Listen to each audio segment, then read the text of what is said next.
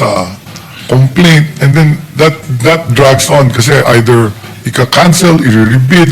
Mr. President. So that's the delay. Mr. Secretary, I understand that. I've talked to mayors, to secretaries, etc. Okay. But eto, kung hindi problema ang procurement sa DOH, I don't expect you to know procurement systems because that's why you have people for that. Kaya ka nga may backend, etc. Pero kung during your whole term, and let me emphasize, nabanggit ko UNICEF, and they're wonderful, and all around the world, they're being used to, may fee lang, but they're being used, di ba, to not only purchase but deliver the vaccine. So don't get the wrong impression nung binanggit ko yung UNICEF. But since may problema nga kayo, shouldn't you know and study and find a solution sa procurement? For example, Sec, do you know how long it is to procure? So from the time you have the specs until the time of bid, more or less gaano katagal yun? It's okay if you don't know, but I just wanted to make a point. Right now, ang umaabot is 3 to 6 months. Okay, it only takes 35 days. Dapat, by law. From the day that you, chinart namin yan, kasi nga nagkakaproblema din kung saan-saan, okay? Okay. Yung mga protest, etc., sorry but to hell with them kung mali sila. Kung tama sila, may problema ka sa back, papalitan mo sila. Kasi hindi mawawala, negosyo yan eh. And may pera yung mga yan eh, di ba? And there are good pharmas, but there are pharmas, we know that. Doctors know that na grabe ang pera, di ba? But that's where kailangan ng konting, kung paano mo ako inaangasan last time at paano kita inaangasan last time, na may tama at may mali tayong dalawa, dapat ganun yung angas nyo sa mga nang loloko sa bidding sa inyo. Di ba, mag-bid kayo fair and square. Pag nanalo, nanalo. Di ba, kasi For the record, Mr. President, I wasn't galit last time. I was just tired. Okay. So hindi ako nagagalit. Pagod na ako ng 12 ako nagalit sa ano. So, but anyway, So, hindi ako nagagalit. it's better for our health to talk this way than that way. So I thank you for that, Secretary. Oo. So na-discover ko itong delay in procurement of the vaccines last June. And since that time, nagpatulong ako sa World Health Organization. So WHO sent me a very good technical expert, siya yung bumibili ng mga vaccines. pag That's may wonderful, outbreak. pero sa impression ko, you need a bouncer eh. That's what he did. Actually, we after that, nagkaroon kami ng committee, nag-create kami ng parang bouncer na council at natutukan lahat ito. No, so, ang what nag-delay you lang, set by bouncer to slap people around eh, yung mga nanggugulo sa bidding nyo. So, I'm yeah, curious. Whether it's internal, medyo may gustong kumita dyan, or kung maayos sila lahat, pero sa labas, may gustong manggulo, it's too big an issue. Ako na po yung nag-bouncer, pinalitan ko lahat yung, as you suggested, ginawa ko po yun. Katulad Pinalitan sa ko yung HPV, di ba? pinalitan ko Sa yung HPV, di ba? procurement School-based service. na yung pagbigay nung ano, di ba? Oh, binigay yung first vaccine. Eh, meron pa rin vaccine resistance eh. Kinausap magulang, etc. Oh, hindi dadating on time yung second dose. Tapos pagdating, near expiry, ayaw na nung parents. So, and then ito ang problema. Joel said that yung lady behind mo is really good in communications and she used to be a courtside reporter, etc. So, sabi ni Joel Villar, but ito point ko, Sec, ang sabi sa akin ng mga mayors na tinawagan ng team namin at sarili namin health, kulang kayo sa communication. And I'm not blaming your regional directors kasi they also don't know daw what to say. Kasi wala pa, zero stock, etc. Hindi na namin sasabihin eh. So, di ba, so kung nagka-problema, bite the bullet, i-announce na lang. Hindi dadating, I'm not talking about a jarring announcement. I'm talking, di ba, kasi kung kayang bumili ng, as you said, yung iba pwedeng bilhin ng local government. Ang problema, hindi to emergency purchase. So they need to fix the papers which might take 1 day to 30 days and then 35 days yung bidding, then may delivery time pa. But if you tell them ahead of time, may problema sa ganito, ganito, ganito, and then prioritize muna namin third-class municipalities, pero kayo first-class or cities kayo, bayaran nyo, it's not the best solution, but it's better than yung sitwasyon ngayon na marami tayong zero stock na bakuna. Yes, Mr. President, and we have no zero stock na now. No? The only zero stock is pneumococcal and influenza, but they will deliver in January. So with the consultant in from WHO and the technical working group we created, na-cover po namin ang deliveries ng 11 of the antigens, 11 of the 16, kasi we deploy 16 antigens. So meron na tayong stocks ngayon. So the next step is distributing them to the different regions and the health center. So I think I'll announce it here na dadating na yung mga bakuna na binili namin, pentavalent, MMR, Itong OPV vaccine, Hepa B vaccine, flu vaccine, Yan, yung mga- local, PPV 23, HPV, MCV, BGC, meron ng stock ha, kasi as of the time I made this brief for 2 days ago, nung chinecheck namin sa ibang regional directors, no stock daw. Mr. President, may mga deliveries ako ditong November. So yung, So, ang stock, sir, I counted 11, meron na tayong But I stock. think I get your point, you get my point. But can we endeavor that next year, March, April, may flu vaccine? You're allowed ano din, di ba, yung So, ano tawag doon sa procurement? early procurement activity, EPA. Oh, early, So we're doing that also. Okay. So in fact, ang nangyari, because na-delay yung flu, Mr. President, we only lessened the amount to buy for 26, kalahati. So we will have a lot. We will have And Mr. Secretary, you have a special provision sa JA allowing you to advance, di ba?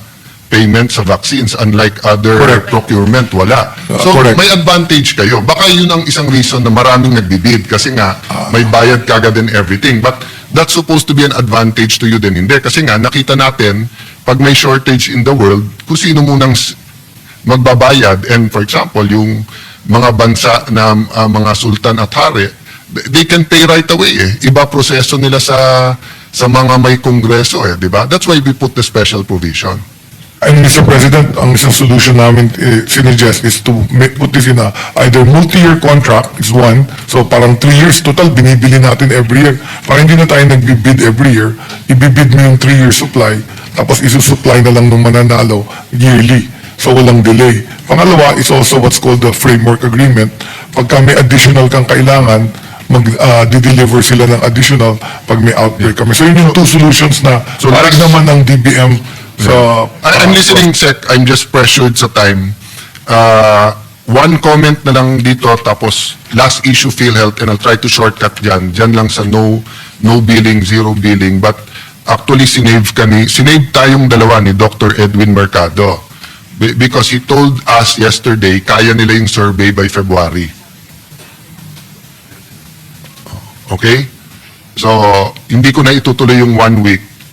Hindi na tayo mag-argue, but February, ayos na yung survey, and pag-uusapan na lang natin in a few minutes yung no billing. Yes, we will help, Mr. President. I'll make sure fill out Okay. the delivers by February. So, I just like to recognize Lionel Tangkangko, co-convener, Malusog at Matalinong Bata Coalition. He met me last year after we brought up that stunting. Yung first question sinagot mo, di ba, how do we monitor that? But yun nga, please submit na lang to my office and I'm happy to work kung sino man sa office mo. So, itutuloy, kasi itong magandang pantulay sa PhilHealth. And I don't know if Dr. Edwin wants to answer himself or ano, but basically ang tanong is, pag tinulay natin sa PhilHealth, because Secretary, kaya karamihan ng mga senador, everyone who spent a lot of time on this, Senator Risa, Senator JV, Senator Bongo, Senator Pia, everyone who's been active sa PhilHealth the last 2 years, and even the Senate President and Senate President Pro Temp in their past, even my father dati, because nga, pagka maayos ang PhilHealth, 50-60% ng trabaho ng Secretary of Health madali. Di ba? So, ang tanong nga dito, bakit, ano yung programa ng PhilHealth sa Yakap Konsulta Package sa mga pregnant? Meron na ba? Kung meron, isabit nyo na lang. Or, sige sir, if you wanna answer. Para marinig na rin ng mga ano natin, ng ating mga pregnant. So, papa-expand pa lang, according to President Edwin, we'll expand. But we have a program for our Disease Prevention and Control Bureau, yung maternal care. So, may budget din tayo doon sa DOH. So, for the pregnant mothers, and yan yung micronutrients, yun ang kasama sa first one. Let me shortcut na lang, sir. if we encourage now and through the media, lahat na nalaman nilang pregnant sila, to go to the barangay health center, pwede bang kung makitang may problema sa nutrition, malink siya kung saan siya makakakuha ng whatever. At hindi yung pang that day. Di ba? Kasi nga, paano kung talagang sobrang poverty or anim na yung anak at wala talagang makain? Can they refer her to DSWD for AIX or for food stamps? You know what I mean? A conscious effort na, parang OFW eh. OFW, when me and Yusek Sara here was in the DFA, nung unang punta namin doon, sabi, paano pag napauwi yung OFW? Pagka-claims ho sa ganitong department, pag-skills ho sa TESDA, pagka-scholarship ho sa CHED, mahihilo eh. Di ba? And katulad sa DSWD, MAIP, TUPAD, etc., the sad reality is talaga, although meron porsyento na pwedeng ma-access, sabi nga ni Senator Lacson, bakit may padrino? I'm using the word Senator Lacson padrino, but you were saying nga na parang nagagamit sa politics or in our words, padrino system na kung makalapit sa congressman, mayor, senador yung tao, o yan, may AIX ka kagad. Yung food stamps hindi, kasi nga diretso. But we have to have a system from the barangay health center na pag nakita na nilang may danger dun sa mother, whether it's any kind of health danger o yung nga, baka yung nutrition, how to refer them. It's not gonna be easy. Diba? It's not gonna be easy, but that's how we can make a dent. No? So, may I ask you I'm more than willing to host you, Sec Rex and Sec Sani Angara and whoever are acting DBM Sec, but we have to have a system like that. Eh.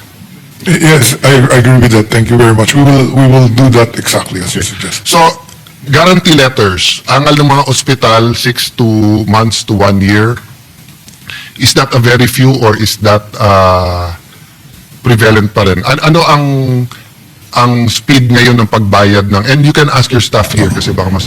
My average now is about 3 months from the time they claim. Kung minsan nagbabalik-balik yung papel, Mr. President, kasi may kulang na documentation.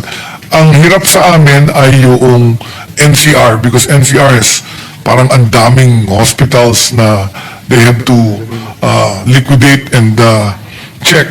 So nadidelay talaga sila ng 6 months. So ang pinakamatagal ko is NCR because of the number and this is my request, yung maipip kasi only 2% of the fund can be used for administrative. So hindi kami pwedeng mag-hire ng additional people to repay the hospitals. That happened sa AIX and our chairman is not here but he's diligent on that. So, Senator JB, ikaw din naman ng health, baka pwedeng from 2%, 2.5 or 3 kung kulang kayo sa tao. But may request na may hotline yung mga hospital owners to one USEC or hindi. I mean, Sa RD po, Mr. President, yung regional director ang nagsasign ng kontrata with the hospital director. Maybe, okay. Can you issue na lang siguro a memo to the RDs? Kasi nga, on one hand, pag masyado matagal, they have to complain kasi magsasara eh. Correct. O on the other hand, parang BIR eh, na ayaw mo rin minsan mag-complain kasi lalo kang pinag-iinitan eh. Cost of money. Not sa RDs but yung sitwasyon eh. Okay. One more issue on hospitals. I'll give you I won't say the name, but how old was he? 21-year-old national athlete na nakakalungkot talaga. Pero medyo humble ang socio-economic niya, humble. Tinakbo sa ospital, hiningan ng deposit. So pagdating niya dun sa ospital na walang deposit, patay. So it still happens. So we'll give you the name of the hospital and everything, but it's... Yes, we have our licensing bureau and if there are complaints like this, because we have a no-deposit law. Yeah. So if it's an emergency, dapat walang deposit. Doon ko nga ililink yung isang tanong ko na sa PhilHealth hindi covered ang outpatient na MRI at saka CT scan. Covered na? Sabi din sa outpatient emergency benefit package. So, dinagdag na nila yun. So meron na? Oo, meron na, meron sir. na. Okay. But can the DOH buy more MRI